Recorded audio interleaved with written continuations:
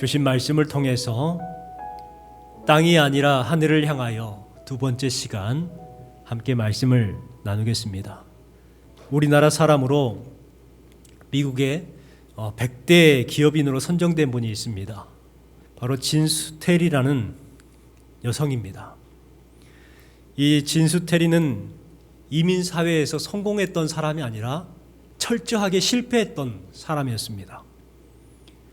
이민을 가서 겨우 직장을 얻게 되었고 그곳에서 7년 동안 열심히 일을 했습니다. 그런데 어느 날 갑자기 해고 통지를 받은 거예요. 그래서 사장에 가서 따졌습니다. 나는 아침 일찍 출근했고 제일 열심히 일을 했습니다. 누구보다 성실하게 일했습니다. 그런데 왜 나한테 이런 일을 하십니까? 왜 나를 해고시키셨습니까? 하고 따졌어요. 그러자 사장이 이렇게 말합니다. 당신의 얼굴 표정이 너무 어둡다고 고객들의 불만이 많았습니다. 당신은 항상 울상이었고 어둡고 짜증내고 그래서 당신 때문에 고객들이 그냥 가버립니다. 그래서 당신을 해고합니다. 이분의 얼굴이 좋지 않았던 것 같아요. 울상이었고 어두웠고 가만히 있어도 그냥 짜증내는 것처럼 보였던 것 같습니다. 그래서 고객들의 불만이 많았던 것이죠. 사장은 어쩔 수 없이 해고할 수밖에 없었던 거예요. 그 순간 이 진수태리라는 여성은 충격을 받았습니다. 직장에서 해고당한 것이 충격이 아니라 내 인상이 혐오스러웠던가라는 것에 대해서 충격을 받은 거예요. 그래서 그 다음부터 이분은 웃는 연습을 했습니다. 또 유머 있는 책들을 읽었습니다. 자신의 얼굴을 바꾼 거죠. 가슴에는 스마일 배지를 달고 그렇게 웃는 연습을 했고 이웃들에게 다정하게 다가갔습니다. 주변 사람들에게 또 즐겁게 해주는 그러한 일들을 했어요. 그랬더니 사업이 성공하기 시작하는 거예요. 하는 일마다 잘 되기 시작했습니다. 많은 기업들이 이 여성을 초청에다가 컨설팅을 받았어요. 그럼을 통해서 2003년도에 미국 여성사업가 대상을 받았고 미국 ABC 방송국에서 선정했던 아시아 지도자 11인 중에 한 명으로 선정이 되었습니다. 2006년도에는 샌프란시스코에서 7월 10일을 진수태리의 날로 정할 정도로 유명한 사람이 되었지요. 우리나라에도 이분의 영향력을 받아서 한때 스마일 배지가 유행이었던 적이 있었습니다. 또 우리나라에 와서 많은 기업들에게 웃음 경영을 가르쳤었죠. 여러분, 이 진수태리가 해고당한 것이 잘된 일일까요? 불행한 일이었을까요? 불행한 것 같지만 해고당하는 것은 분명 불행한 것입니다. 하지만 이 불행을 통해서 성공할 수 있었다는 것이죠. 오늘 주신 말씀에 이스라엘 백성들을 생각해 보겠습니다. 이스라엘 백성들이 신광야로 들어갔어요. 그 신광야에 들어간 것이 잘된 것일까요? 불행한 것일까요? 여러분, 그들의 겉으로 보면 불행한 것이죠. 광야 척박하고 어려운 것입니다. 하지만 그 신광야를 통해서 광야 생활을 통해서 이스라엘 백성들은 진정 하나님의 백성이 될 수가 있었습니다. 광야는 풀 한 폭이 시원하게 자랄 수 없는 척박한 곳이죠. 사람이 살 수 없고 험하고 길도 없습니다. 나의 능력과 지식이 아무런 필요가 없는 곳이 그 광야이고 철저하게 실패를 경험할 수밖에 없는 곳이 광야입니다. 그렇기 때문에 실패할 수밖에 없기 때문에 내 지식과 내 능력이 아무 필요가 없기 때문에 더욱 하나님을 철저하게 의지할 수밖에 없는 곳이 광야라는 거예요. 작은 것에도 감사할 수밖에 없고 작은 은혜에도 큰 은혜로 다가오는 것이 바로 광야인 것입니다. 광야는 겉으로 보면 황량한 사막 같지만 버려진 땅 같지만 영적인 것으로 보면 하나님의 말씀을 받을 수 있는 곳이요, 하나님의 뜻을 알 수 있는 곳이요, 하나님을 온전히 섬길 수 있는 장소가 광야라는 것입니다. 그래서 스데반 집사는 광야를 가리켜서 광야 교회라고 했습니다. 여러분, 이스라엘 백성들이 광야로 간 것이 잘된 것일까요? 불행한 것일까요? 잘된 것이죠. 하나님께서 이스라엘 백성들을 광야로 이끄신 이유가 무엇이겠습니까? 생각해 보면 첫 번째는 기본 성품을 훈련하게 하시기 위함이었습니다. 광야에서 이스라엘 백성들은 먹을 양식이 떨어졌다고 모세를 원망했었습니다. 또한 아론을 원망했습니다. 전에는 모세만 원망했는데 이번에는 양식이 떨어졌다고 모세와 아론까지 원망합니다.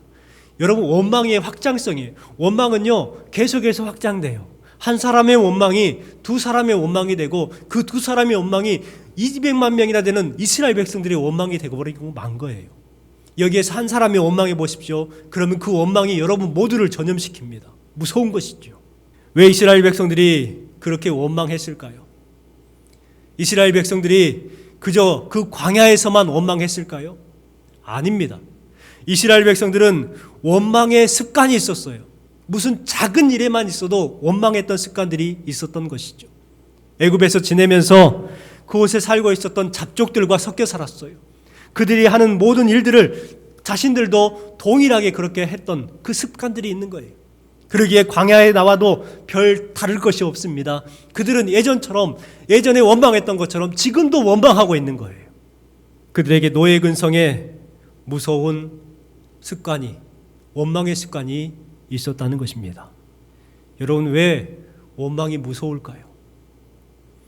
네 가지를 생각해 볼 수가 있습니다. 먼저는요, 원망은 여호와 이레 하나님을 믿지 못하게 하는 불신앙입니다. 하나님께서 나를 이끄시고 때에 따라서 도움의 손길을 공급해 주시는, 준비해 주시는 은혜가 있는데 그 준비해 주시는 하나님을 믿지 못하게 하는 거예요. 불신앙이 되는 것이죠. 또한 우리를 이끌어 주시는 임마누엘 하나님을 인정하지 못하게 만듭니다. 여러분, 생각해 보세요. 이스라엘 백성들은 지금도 광야에 있지만 앞에서 이끄시고 뒤에서 호위하시는 하나님의 구름 기둥과 불 기둥이 있었어요. 그런데 그들은 임마누엘 하나님을 인정하지 못하는 거예요. 그래서 원망합니다. 또한 원망은 믿음을 병들게 하고 공동체를 무너뜨립니다. 우리 한국 사회도 그렇습니다. 인터넷에서 기사가 딱 뜨잖아요. 그러면 그 기사가 순식간에 퍼져가지고 온 국민의 그런 뉴스거리, 가십거리가 되고 만 거예요. 마지막으로 가장 중요한 것, 원망은 그 사람한테 하는 것이지만 결국은 하나님을 향하기 때문입니다. 7절 말씀에 보면 이스라엘 백성들이 모세를 원망했다고 되어 있는데 사실은 하나님께 원망했다는 것을 알 수가 있죠. 7절 말씀해 보십시오.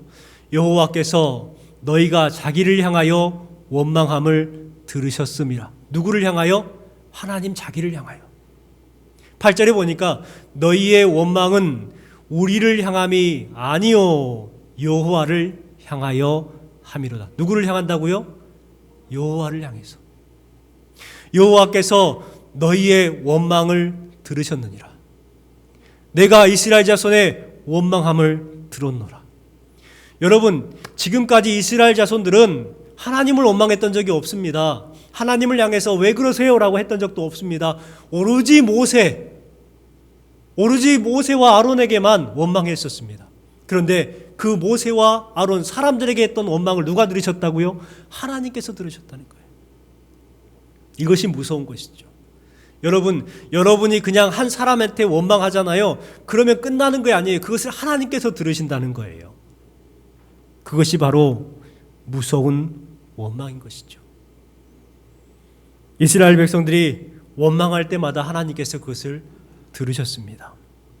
우리도 수없이 원망하며 삽니다. 당신 때문이라고. 당신들 때문에 괴롭고 당신들 때문에 문제가 생겼고 그래서 내가 이렇게 힘들다고 원망합니다. 교회에서도 그러잖아요. 서로 원망해요. 그런데 오늘 말씀에 보면 그 원망이 사람을 향한 것이 같지만 사실은 하나님을 향한다는 것을 알아야 한다는 거 우리에게 말씀하고 있는 것입니다. 하나님께서는 원망의 쓴뿌리를 끊어내기 위해서 이스라엘 백성들을 광야로 이끄셨습니다. 왜요? 왜 원망을 끊어야 합니까? 그것이 바로 성도의 기본이기 때문에 그래요. 이스라엘 백성들이 기본이 되지 않은 상태에서 가나안 땅으로 들어가고 가나안 땅에서 나라를 세웠다고 생각해 보십시오. 그 나라가 오래 가겠습니까? 아니, 금방 무너져 버리는 거예요. 여러분, 원망은요, 공동체를 무너뜨린다니까요. 원망했던 습관을 가지고 가나안 땅에 들어가서 이스라엘이라는 나라, 하나님의 나라를 세워봐야 무엇합니까? 금방 무너져 버리는데. 그래서 하나님께서는 그들을 광야로 이끄셨어요. 기본을 채우기 위해서. 이번에 코로나 변이 바이러스 오미크론이 또 확산되고 있는 가운데 있습니다. 부끄럽게도 처음 확진자였던 40대 목사 부부에 대해서 매스컴에서 지금 한참 떠들고 있지요. 시끄럽습니다. 왜 또 목사 부부가 또 걸렸는지 참. 여러분, 그런데 왜 그런 줄 아십니까? 거짓말을 했기 때문에 그래요. 거짓말을 했기 때문에. 그래도 목회자라고 하면 거짓이 없는 정직한 사람, 흠이 없어야 될 사람처럼 보였는데 거짓말을 했다는 것이 들통이 난 것이죠. 그렇기 때문에 국민들이 배신감을 느끼는 거예요. 거룩해야 될 사람, 정직하게 행해야 될 사람들이 정직하지 못하고 거룩하지 못하니까 배신감이 드는 거예요. 그래서 공분을 자아내고 있는 것입니다. 여러분, 우리에게 기본은 매우 중요합니다. 특별히 성도들에게 기본은 매우 중요하죠. 이스라엘 백성들에게 기본이 중요했던 것처럼 우리 믿음의 성도들도 기본이 중요한 거예요. 우리 성도들에게 기본이 무엇입니까? 바로 진실됨과 거룩함입니다. 한국 사회에서 진실되지 못하고 거룩하지 못하니 교회들이 욕을 먹는 것이죠. 축구 선수 손흥민의 아버지 송웅정 감독이 쓴 책이 있습니다. 모든 것은 기본에서 시작한다. 축구 감독이 쓴 책이기 때문에 축구에 대한 이야기, 축구를 어떻게 해야 잘할 수 있다라는 이야기를 기록한 것처럼 보이지만 이 책에 보면 축구 이야기보다는 기본적인 이야기들을 많이 합니다. 대표적인 말을 어떤 말을 했냐면 겸손하라. 내게 주어진 모든 것들은 다 너의 것이 아니다. 감사하라. 세상은 감사하는 자의 것이다. 삶을 멀리 봐라. 욕심을 버리고 마음을 비워라. 마음을 비운 사람보다 무서운 사람은 없다. 여러분, 축구 선수 손흥민 선수를 키워냈던 그 아버지, 축구 선수들의 감독이었던 이 사람이 했던 말이 뭐냐면 축구를 얼마만큼 잘할 수 있는, 어떻게 해야 잘할 수 있느냐의 말에 대해서 언급하는 것이 아니라 기본에 대해서 이야기하는 거예요. 겸손하라, 감사해라, 삶을 멀리 봐라. 이렇게 이야기하고 있는 것이죠. 저는 이분이 했던 말이 하나님의 마음이었다고 생각을 합니다. 이스라엘 백성들을 향한 하나님의 마음은 이와 같다는 것이죠. 이스라엘 백성들은 생각했을 겁니다. 우리가 선민이기에 우리가 출애굽을 할 수 있었고 이제 우리는 나라를 세우고 성을 쌓고 농사를 지으며 성공하고 번성하게 될 것이다 라고 생각을 했을 거예요. 그것이 목적이었죠. 그래서 그들은 힘이 있게 걸었을 겁니다. 그런데 지금 뭐하고 있는 거예요? 광야에서 먹을 것이 떨어져 버린 거예요. 그래서 원망한 것이죠.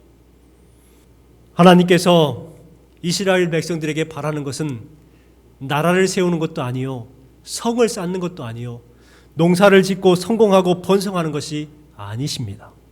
그럼 무엇입니까? 기본을 지키는 믿음의 백성이 되라는 것이죠. 하나님께서는 지금 이스라엘 백성들에게 기본을 가르치는 것입니다. 겸손해라, 감사해라, 삶을 멀리 봐라. 너희의 입에서 나오는 원망을 버리고 하나님을 온전히 예배하라. 여러분, 기본으로 돌아가라는 것이죠. 두 번째, 광야로 이끄신 이유는 내려놓게 하시기 위해서였습니다. 이스라엘 백성들은 지금 애굽에서 가져오고 나온 것들을 의지했어요.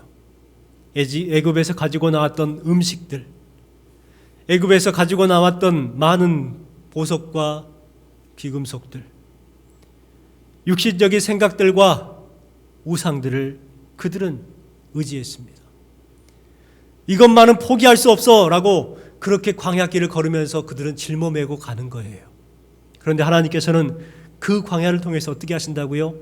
내려놓게 하시는 거예요. 그 광야에서 그 반짝이는 보석들이 무슨 필요가 있겠습니까? 그 광야에서 가지고 왔던 우상들이 무슨 필요가 있겠습니까? 다 모든 것들을 다 내려놓게 하는 거예요. 귀찮은 것들을 다 내려놓게 하는 거예요. 필요 없는 것들이죠. 그리고 하나님께서는 오직 순결한 믿음만 갖게 하셨습니다. 하나님은 광야에서 이스라엘 백성들을 다듬어 나가신 것이죠. 얼마 전에 우리 무주에 다녀왔던 적이 있습니다. 그 무주에 갔을 때에 소나무가 정말 멋있더라고요. 이런 소나무가 별로 없는데 거기에는 소나무가 많았습니다. 아주 울창하게 자란 소나무였고 또 매끈하게 우뚝 서 있는 그런 소나무들이 많이 있었습니다. 저는 원래 그런 소나무가 있는 줄 알았어요. 그런 소나무의 종자가 있는 줄 알았거든요. 그런데요, 원래 소나무가 가지가 많은 나무잖아요. 근데 저기는 매끈하게 생겼단 말이에요. 그래서 왜 저렇게 매끈한가 생각하고 있는데 옆에 있는 장로님이 그러는 거예요. 저 나무가 원래부터 매끈한 게 아니고 바람에 가지가 부러지고 눈이 많이 오니까 눈이 이렇게 많이 내려가지고 쌓이다 보면 그 무게를 이기지 못하고 가지들이 부러진대요. 그러면서 떨어지면서 가지들이 꺾이고 그러다가 나중에 저렇게 아주 멋진 나무가 된다. 여러분, 그렇습니다. 소나무가 잔가지가 많으면 절대 멋있는 나무가 될 수가 없죠. 그 잔가지들이 다 부러져 나가야 비로소 우뚝 서는 소나무가 되는 것처럼 우리의 삶 가운데에 잔가지가 너무 많습니다. 그러니 고민도 많고 문제도 많은 것이죠. 하나님께서는 그러한 것들을 부러뜨리시는 하나님이십니다. 세 번째는 연약함을 알게 하시기 위해서 광야로 인도하셨습니다. 사람들은 교만합니다. 조금만 무엇인가 하면 무엇인가 큰 사람처럼 생각하고 교만하게 되어 있습니다. 그래서 하나님의 은혜를 망각할 때가 많지요. 내가 무엇인가에서 돈을 벌면 내가 좀 능력이 있는 것처럼 그렇게 생각할 때가 있거든요. 교만하게 되어 있습니다. 그런데 광야는 나의 지혜와 경험과 노력과 지식이 통하지 않는 곳이 광야예요. 여러분, 내가 아무리 재주가 있고 힘이 있다고 해서 광야로 들어가면 그 재주와 힘이 능력을 발휘합니까? 아무 필요가 없는 거예요. 나를 믿는 사람은 절망할 수밖에 없는 곳이 광야인 것입니다. 그래서 우리가 찬양한 것처럼 거기에서는 이렇게 고백할 수밖에 없어요. 나는 아무것도 아닙니다. 나는 아무것도 모릅니다. 나는 아무것도 못합니다. 나는 한순간도 못 삽니다. 나는 오직 한 분만 바랍니다. 여러분, 광야는요, 나의 연약함을 깨달을 수 있는 곳이죠. 여러분, 혹시 지금 광야를 걷고 계십니까? 힘겨운 문제가 있습니까? 그렇다면 분명 기억하시기 바랍니다. 여러분의 연약함을 깨달으시기 바랍니다. 왜 나한테 이렇게 힘들게 하시냐고 원망하는 것이 아니라 나의 연약함을 깨달으시기 바랍니다. 그러면 그것이요, 은혜가 되는 거예요. 존 디커슨 목사님이 계십니다. 그분이 이렇게 고백을 했습니다. 나의 연약함을 알고 하나님을 신뢰할 때에 마침내 고통은 선물이 된다. 나의 연약함을 깨달을 때에 고통은 뭐가 된다고요? 선물이 된다는 거예요. 그렇습니다. 나의 연약함을 깨달으면 내가 지금 걷고 있는 문제와 광야길은 나에게 선물이 되는 것입니다. 여러분, 광야 가운데에 하나님께서는 이스라엘 백성들에게 궁율의 선물을 주시죠. 그것이 뭐였냐면 만나입니다. 이 만나의 의미가 도대체 무엇일까요? 만나는요, 먼저 은혜의 훈련이었습니다. 만나의 가장 큰 특징은 값없이 얻을 수 있다는 거예요. 이스라엘 백성들이 돈을 주고 만나를 샀습니까? 아니에요. 값을 지불하지 않았어요. 하늘에서 그냥 내리면 가서 거두는 수고만 하면 얼마든지 거둘 수 있는 것이 바로 만나였습니다. 그렇죠. 나의 노력과 의지가 아니라, 나의 무엇인가 능력이 아니라 하나님께서 내려주시는 것이 바로 은혜인 것입니다. 여러분, 하나님의 은혜를 깨달아 알 수 있는 여러분 되시기를 주님의 이름으로 축복합니다. 여러분에게 늘 만나를 주고 계세요. 여러분은 그것을 은혜로 깨달으면 되는 거예요. 두 번째는 만나는 순종 훈련입니다. 만나를 거두기 위해서는 아침에 일찍이 일어나야 했습니다. 새벽이죠. 새벽에 일어나서 만나를 거두어야 했습니다. 왜냐하면 21절에 보니까 해가 뜨면 그 만나들이 쓰러졌더라라고 기록을 해요. 없어져 버리는 거예요. 사라져 버리는 거예요. 그래서 그들은요, 새벽에 일어나서 만나를 거두어야 했습니다. 새벽에 거두는 은혜, 새벽에 거두는 말씀, 이것이 바로 하나님의 법칙이죠. 하나님의 말씀에 순종해야 양식을 얻을 수가 있었습니다. 어떤 사람들은 이런 생각을 했다고 합니다. 20절 말씀에 보니까 모세 말에 순종하지 않고 한꺼번에 많이 거둔 거예요.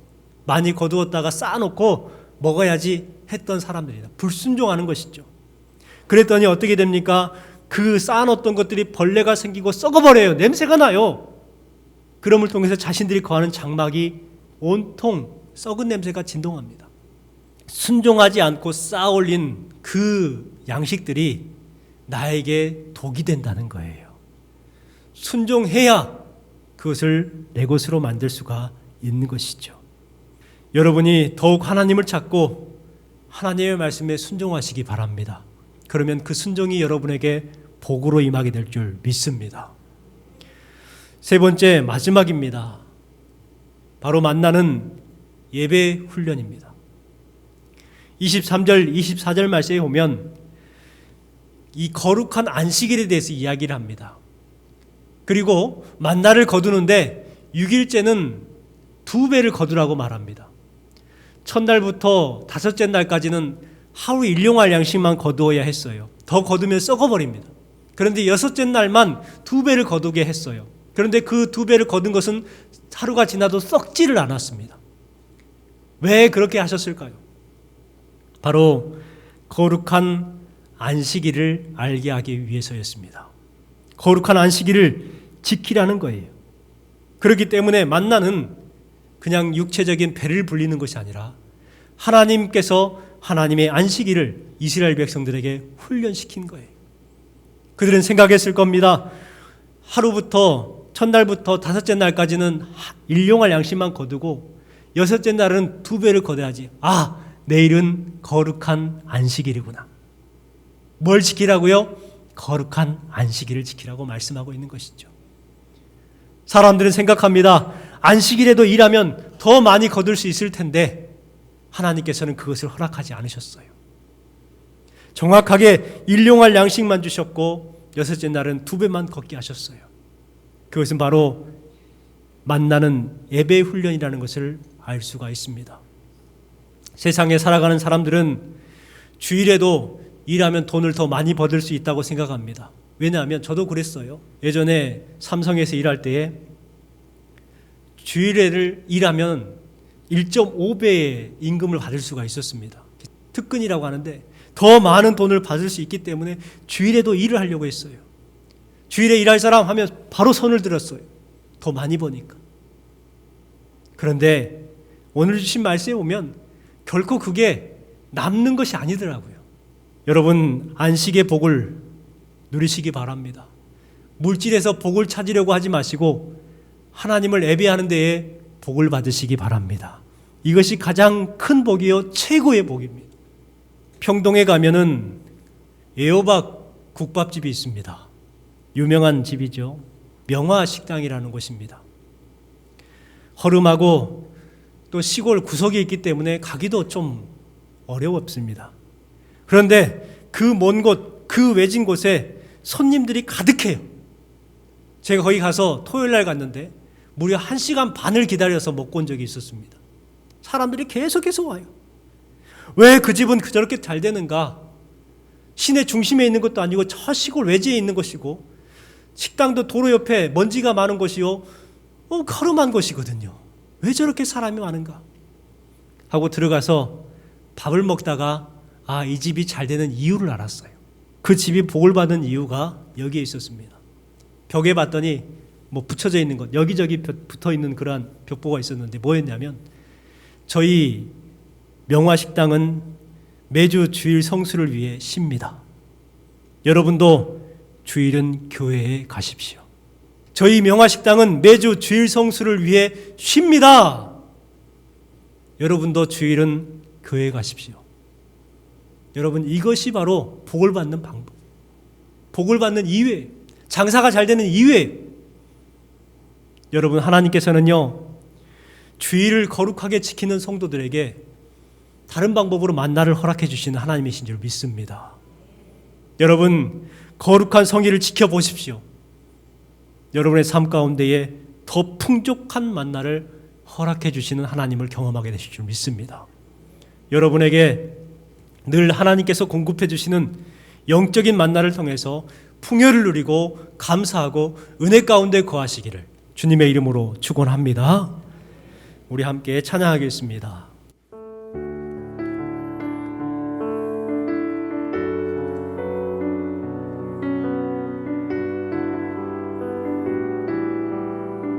나는 아무것도 아닙니다. 나는 아무것도 아닙니다.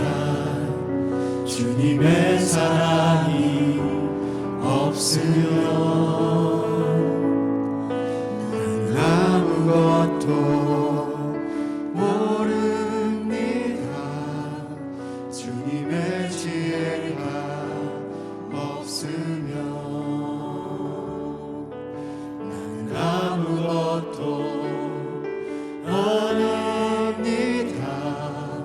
주님의 능력이 없으면 나는 한순간도 못 삽니다. 주님의 생명이 없으면 이제 내가 사는 것, 이제 내가 사는 것 아니요 그리스도 내 안에 사시니 오직 그의 생명이 나의 생명 나의 모든 날들로 주의 것 난 오직 한 분 바랍니다. 나의 아버지 나의 구원 나의 이제 내가 사는 것 아니요, 이제 내가 사는 것 아니요 그리스도 내 안에 사시니 오직 그의 생명이 나의 생명 나의 모든 날들로